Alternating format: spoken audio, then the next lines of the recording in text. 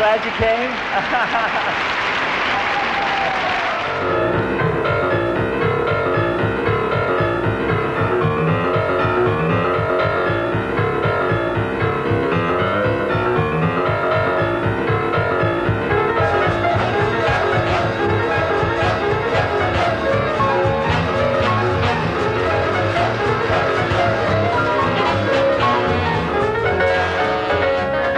After all, I never get on the stage to preach. I do my thing and I do it sincerely. And I want the audience to love me. And the only way to do that is to let them know that I care about them and love them.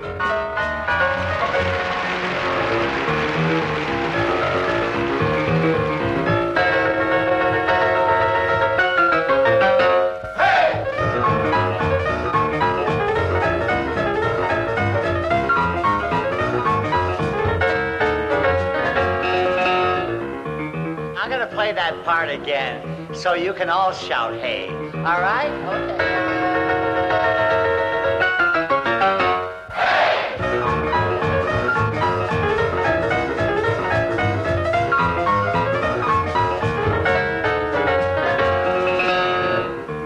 You want to do it again, don't you? All right, okay.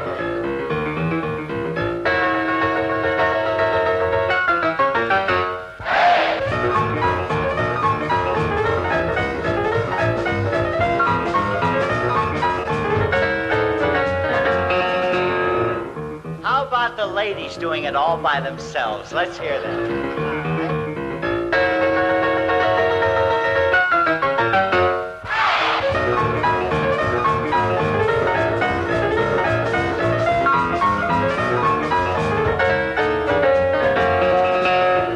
Okay, fellas, now it's your turn.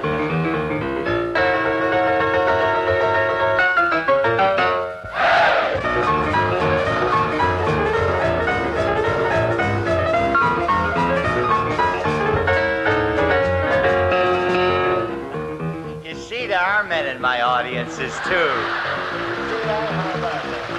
Very good. I hope I didn't leave anybody out. Oh, I gotta tell you, so many people here have asked me whether this is my piano, and I'm rather proud to say it is. There are only two in the whole world like it. Thank you very much. And I got both of them. I always carry my own bench.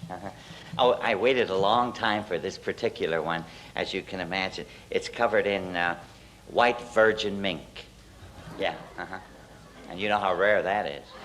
Now, this Boogie Woogie I've been playing for you is the kind that is known as Boogie Woogie 8 to the bar. Here's a little invention of my own. Boogie Woogie 16 to the bar.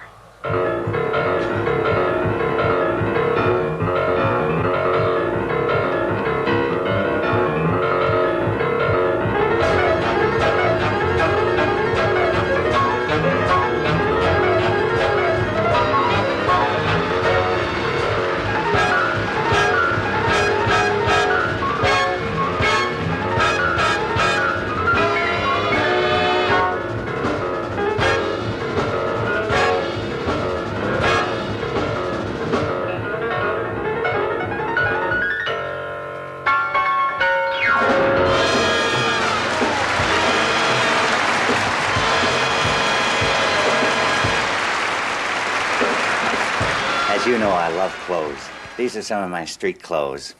And the reason I love so many clothes is because I guess when I was a kid I had to wear my brother George's hand-me-downs. Now that I can afford to buy my own, I have them in about 3 sizes because I love to eat and my weight constantly fluctuates. So most of my suits come in 3 sizes: thin, fat, and impossible. And I have them in a see-through wardrobe with sliding glass doors. I should say squeaky sliding glass doors. I have here in this home about 200 suits, 400 sports shirts and slacks, and about 100 pairs of shoes. And believe it or not, I wear them all.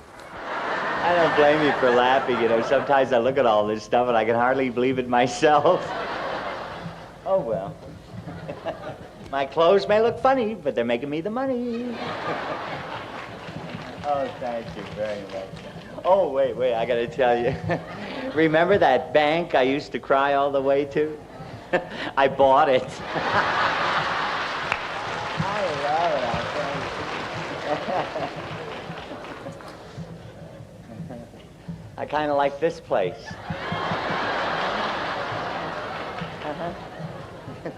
We'll see. Okay, this is for the newlyweds, who incidentally, ladies and gentlemen, are a most unusual couple. I understand it's the second time around for both of them. She's 65, and he's 71, and they've requested a very beautiful song. It's impossible. I'm about to have a costume fitting for an entrance cape that I'm going to wear at the Royal Command performance in London. And Frank Acuna, who's been my costumer for nearly 20 years, is going to make it for me. How are you, Frank? Fine. Good to see you. Nice to see you. Frank, Yes. I thought we would use this material on the outside, and this for the lining, this black satin, and then Have reversible. have it reversible. So that if I decide to wear this side out, I can. All right. And then I can wear this side when I make my entrance. That would be And then when I return for my final bow, I'll have it in reverse, and then I'll wear this side. Wonderful. It should look good. That would look good. You said you were going to bring a muslin pattern. I have a muslin Have you? pattern, yeah. Could I try it on? Yes, sir. Most of my costumes are inspired by costumes that Frank Acuna made for famous stars of the past. It's going to be like an Inverness. It's going to have holes under here so I can put my arms. Armholes, yeah. Yeah. The cape that he's going to make me for the Royal Command show was made for Frederick March. What year was that, Frank? Gee, I don't remember exactly. I think that has enough sparkle the way it is. But, Frank, I think this could stand a few more jewels, don't you? That's right. Yeah. Yeah, I It's figured, a little dull. Yeah, I figured. Yeah, I to think put it a could little bit of sparkle jewels more. Here, more right here. Yeah, we like jewels, don't we? That's right. Yeah. Well, that's what they pay to see, right? That's so right. give them the jewels, Here Frank. are the jewels, right? Yeah, lots of jewels. Only black jewels, huh? Black I jewels, figured yeah. to put those. Yeah, anything else would be German ostentatious. cats. Which Yeah. is a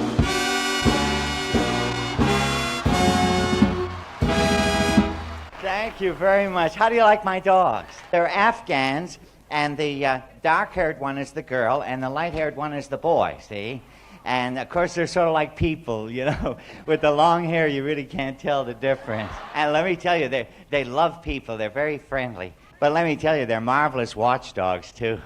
When you dress like I do, you need all the protection you can get, I'll tell you. Come on, loves. Okay, back on your papers. There you go. Well, thank you for that lovely welcome. It's nice to be back. You know, ladies and gentlemen, next week I've been invited to go to London to give a Royal Command performance for Queen Elizabeth. Isn't that exciting? So I wanted to give you a little preview of what I plan to wear, you know.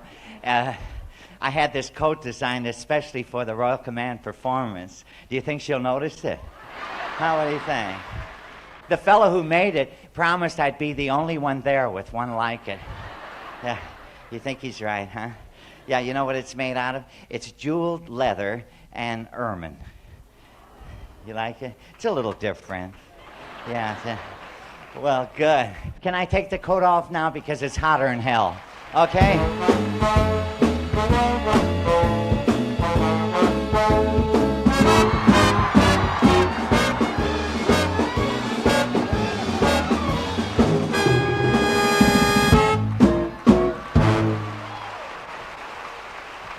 You like the rest of it?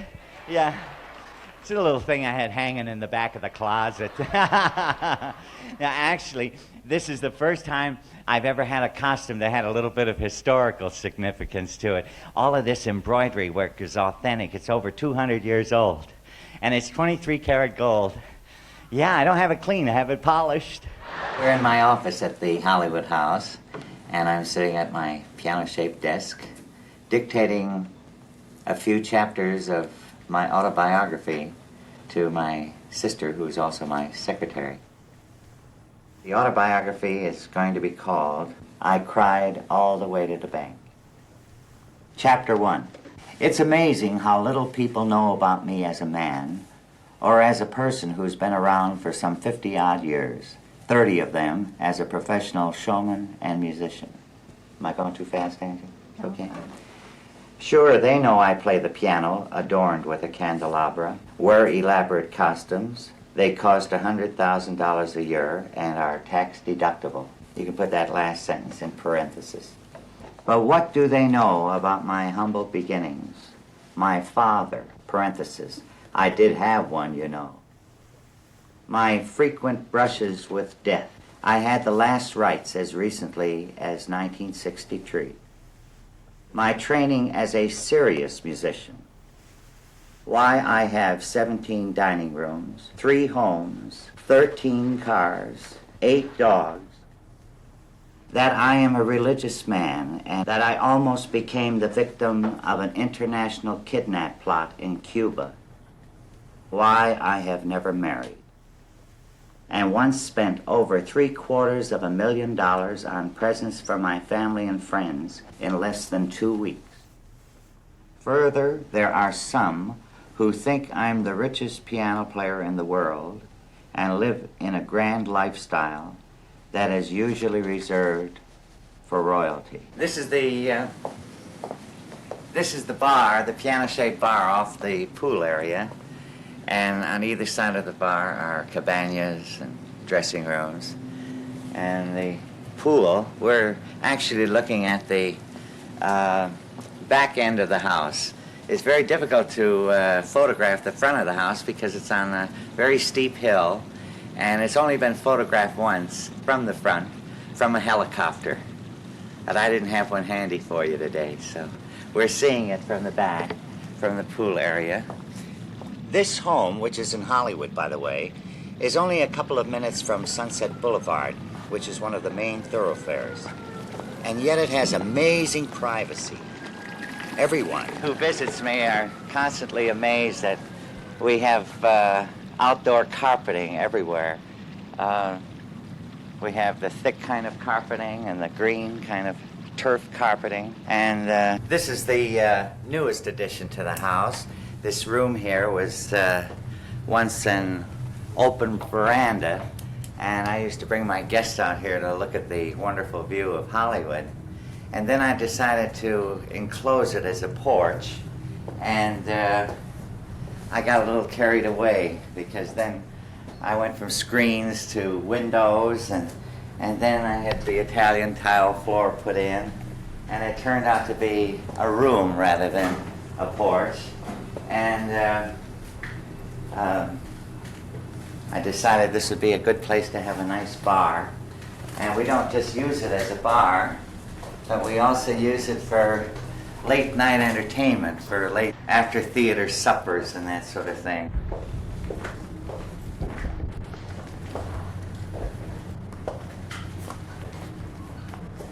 This is an iron fireplace, and this used to be a plain wall here, and I opened up the fireplace that leads into the living room, so we have a two-way fireplace here. And these are Strauss crystals from Bavaria, and my most prized possession are a pair of candelabras that came from Ludwig of Bavaria's castle. They are blue opaline glass and ormolu bronze, and they're museum pieces.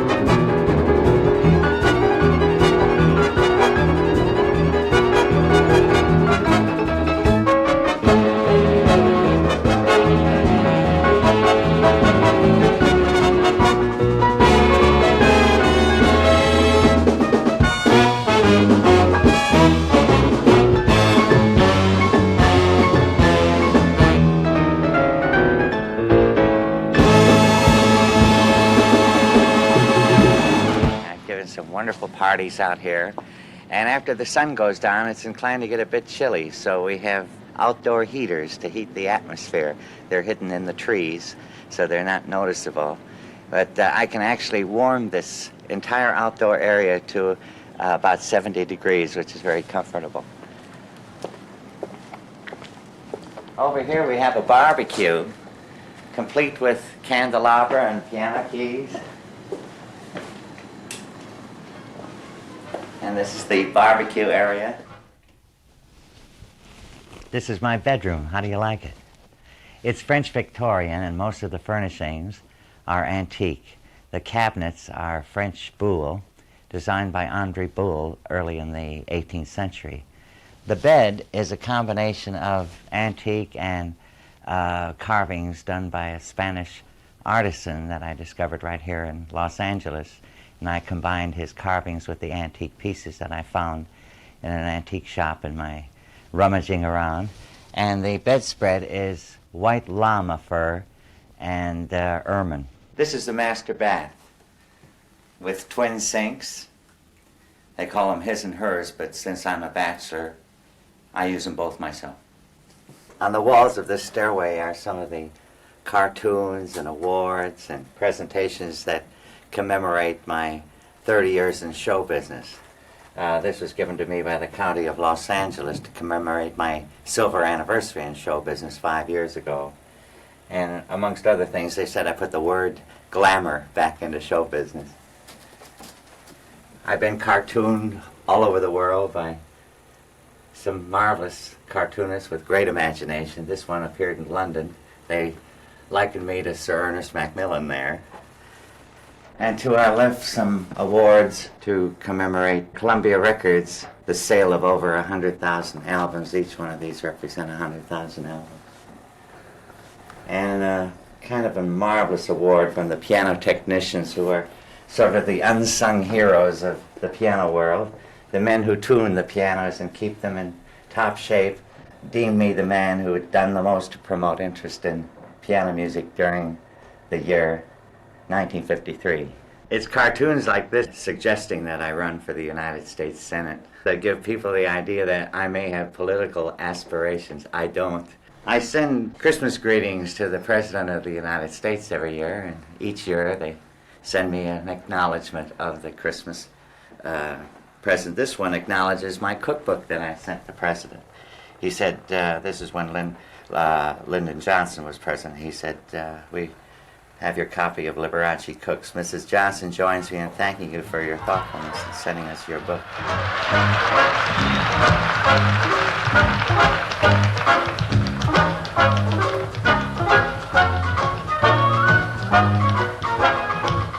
All my homes, like the one in Hollywood you've just seen, or my home and my guest house in Palm Springs, are examples of structures that would have been torn down had I not bought them. Of course, the world is full of places like that. I come across them constantly. So I guess in a very small way I have been able to save what might otherwise have been destroyed.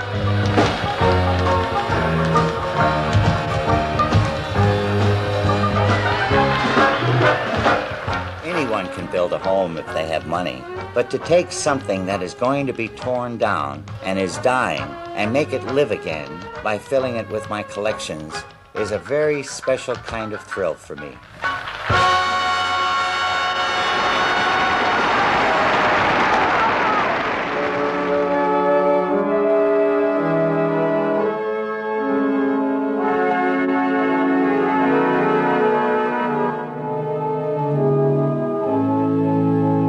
This organ was in the house when I discovered it, and at first I thought it was sort of Boris Karloff, and I tried to give it away, you know, so it was sort of dark and somber looking, and instead I got it all fixed up and gold-leafed and glamorized, and it's a theater organ basically. It plays all kinds of things, everything from bird calls to triangles and castanets, drums, snare drums. Well, I've had a lot of fun with it. I'm not really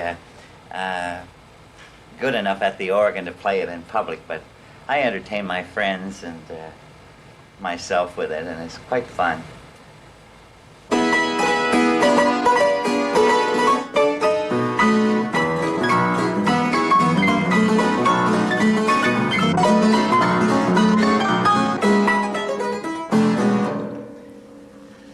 That's my honky-tonk piano, which I use in some of my shows.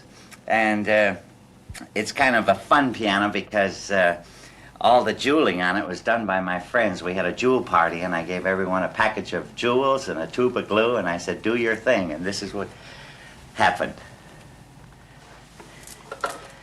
This is the smallest little piano in my collection that's playable. I have smaller pianos in my collection, but this one actually was used on a recording session. It has a toy piano sound, and it was made in Paris.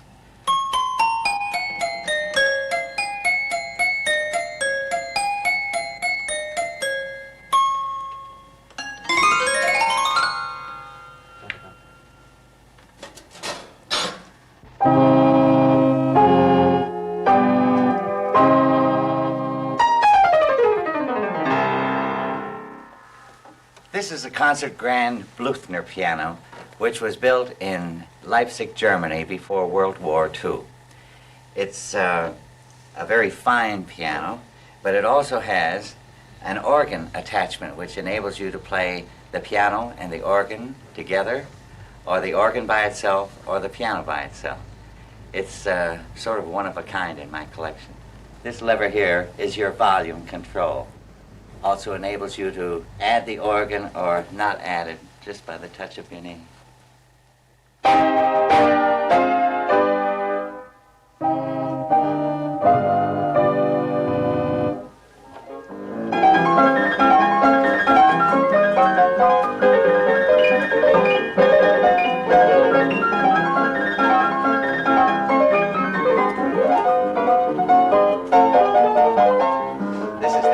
Piano player for me to play because it's a player piano. In fact, I started making piano rolls. I'm the first artist in 37 years to make rolls for the piano again on an ancient piano player roll recording machine that was invented in 1902.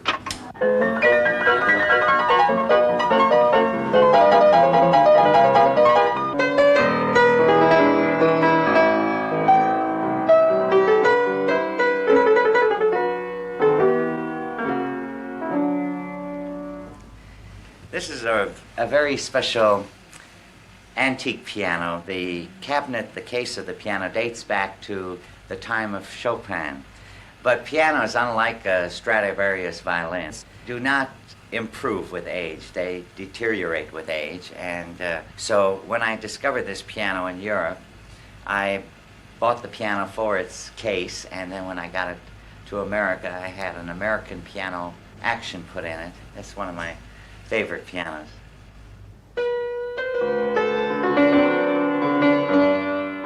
I suppose I want to feel that my presence on Earth is going to be felt for a long time after I'm gone. So, in order to make this presence felt for posterity, I have done certain things. For example, I would like to feel that all the antiques I have collected will be enjoyed by people long after I become a memory. That's why I'm always going around antique shops when I have the time to see what I can find. Also, I love buying things for people. I feel that all the beautiful things I live with have been placed in my care to look after. They don't really belong to me. They belong to the world. Recently, ladies and gentlemen, I had the pleasure of doing a show with my good friend Jack Benny, and I introduced a number on that show for the first time that I thought he announced in a very unique sort of way. So if I may borrow his words, he said, "Ladies and gentlemen, Liberace is now going to play two well-known piano compositions. One is the Prelude in C-sharp minor by Rachmaninoff. The other is the love theme from the motion picture The Godfather by Nino Rota. And he's going to play them both at the same time, which proves he's not only a great musician, but a big show-off."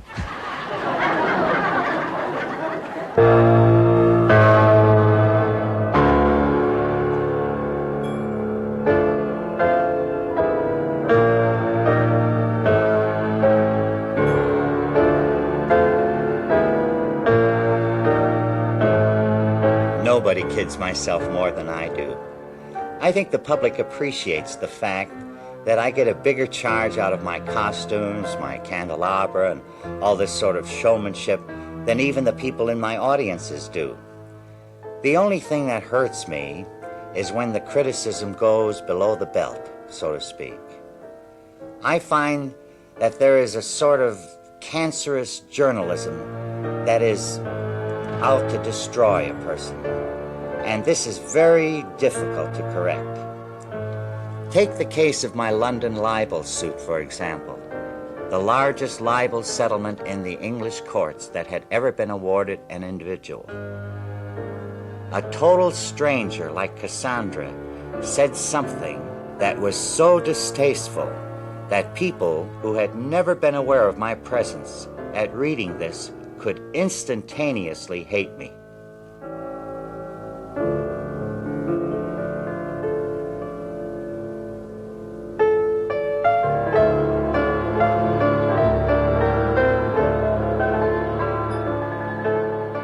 It is amazing that so many people think that my name, Liberace, is a stage name.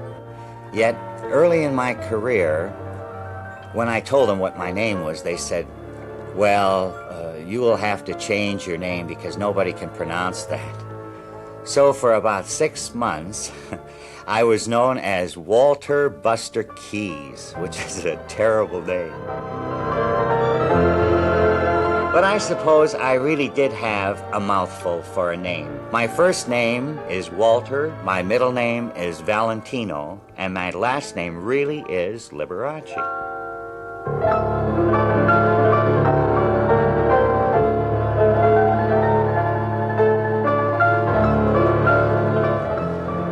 I was born in West Allis, Wisconsin, which is a suburb of Milwaukee, the third child of an Italian father who came from a fishing village near Naples called Formia. My father was a professional French horn player, and my mother, who is Polish-German, also came from a very musical family. We're having one of our rare family reunions. Rare because it's so seldom that we're all here at the same time. We're usually traveling on the road or away in our respective cities where we live. Like my sister Angie lives in Davis, California, and she dropped by for a visit. To my right is my mother. Mother just celebrated her 80th birthday and is very well and happy, and especially happy because George dropped by unsuspectedly. Thank you, Lee. It's a real wonderful surprise to see and help celebrate Mom's 80th birthday, too. This is real great. And to be here with Brother Lee after his long tour, and my sister Ann.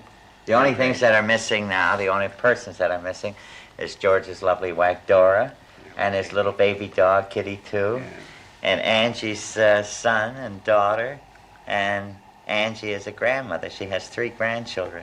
You don't mind me telling that, do you? Why, no. When it's a surprise, it makes me happy. Oh, thank you. When any surprise, I'm always very happy.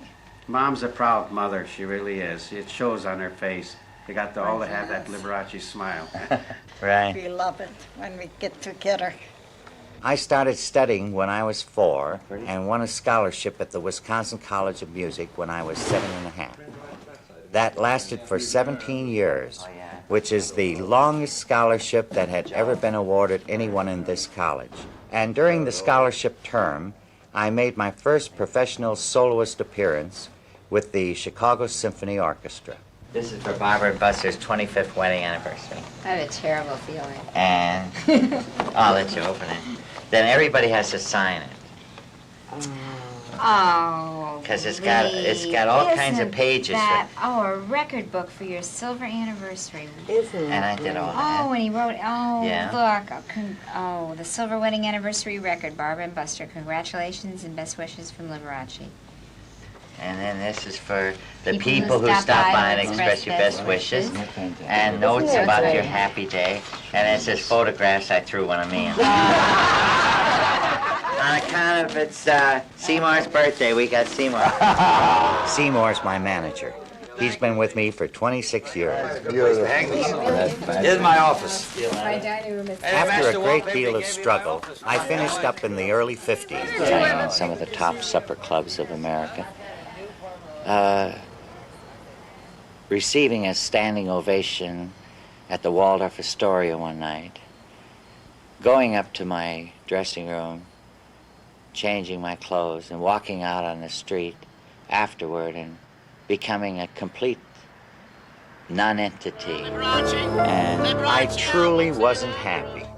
I was not sure that I was doing the right thing, musically or entertainment-wise, until television came into my life.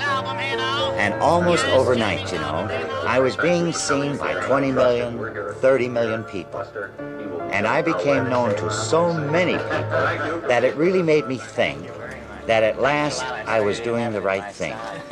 I think that possibly one of the great accomplishments in my life is that I'm one of the most recognizable persons, the most waved at persons.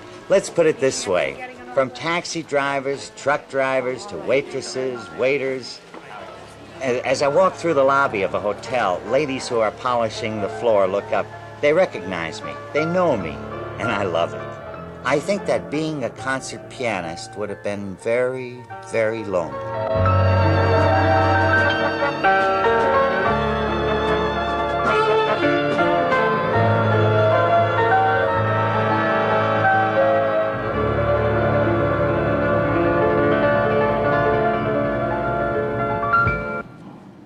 I would like to be remembered as a kind and gentle soul.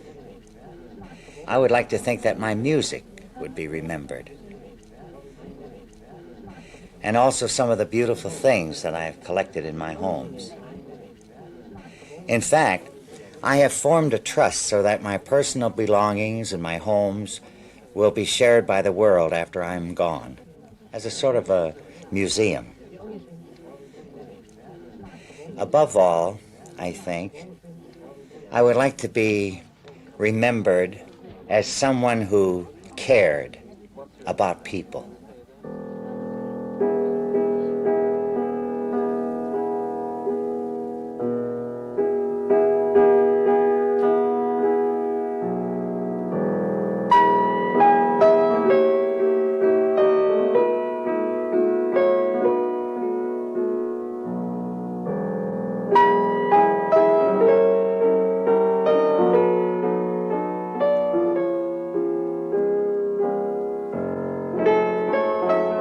I realized very, very early in my career that the demands of being a concert pianist were very exhausting. And I always liked to have had some kind of fun with my work. I didn't want it to be a force that made me do something I didn't really want to become. I was happy to play classical music. I loved it. But the people that I played the classical music for were just a handful of musical purist types. And these were really not the people that I wanted to please. I really longed to please the man on the street.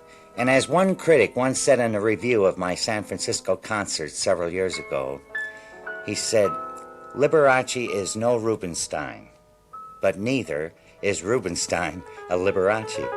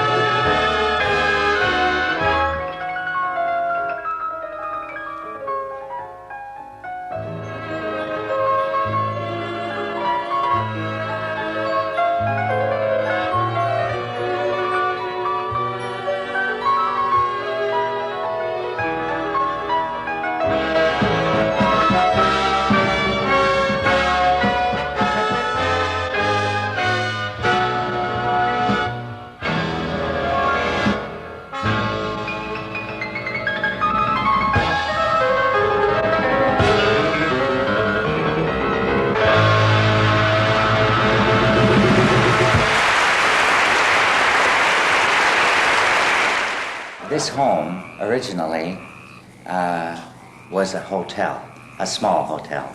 It had 32 guest rooms, and it was crying out to be saved when I found it about 4 years ago. It had decayed quite noticeably and was going to be torn down. And I used to come over here in the evenings and look at the mountains and look at this beautiful Structure. I felt that it was worth saving, so I bought it and I turned it into a private home. I find it very peaceful and serene, and I like to just come out here and sit during the lovely evenings, which are very balmy, incidentally.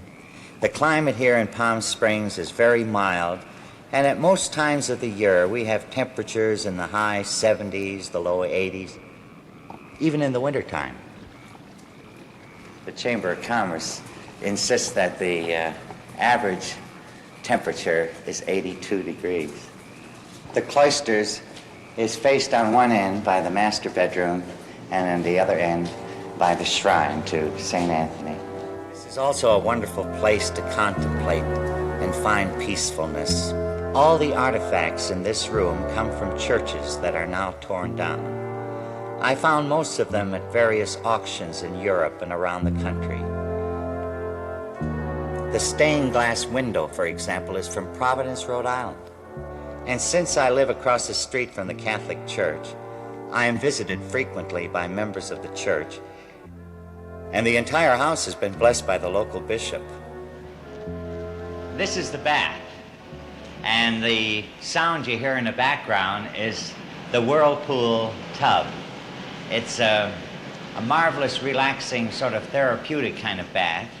You can either use it without the whirlpool or with the whirlpool, which I really enjoy. This champagne bubble bath, if you want bubbles. Since the room is completely surrounded by mirrors, you can see reflections wherever you look. Reflections of the chandelier, the ferns. In fact, they go into infinity. The statue is from Rome, and it's made of white Carrara marble. This is the master bedroom at the Cloisters. Most of the furnishings in this room are French Empire and Louis XV. It has a vaulted ceiling, and the most priceless possession in this room is the Louis XV desk, which was presented to Tsar Nicholas II of Russia, and on which the Franco-Russian alliance was signed. Most of the furnishings in this room were acquired through the purchase of a museum in Pensacola, Florida. And the desk is truly priceless, and it is insured for $275,000. As you can see, the dogs have the run of the house. Everybody says you have 2 beds in your bedroom. Well, one of them's for the dogs, and the other's for me. And this is the gazebo. It's at the far end of the property, and it's a lovely place to have lunch under the grape arbor. When the grapes are in season, all you have to do is reach up and pick a bunch, and they're very sweet, seedless grapes.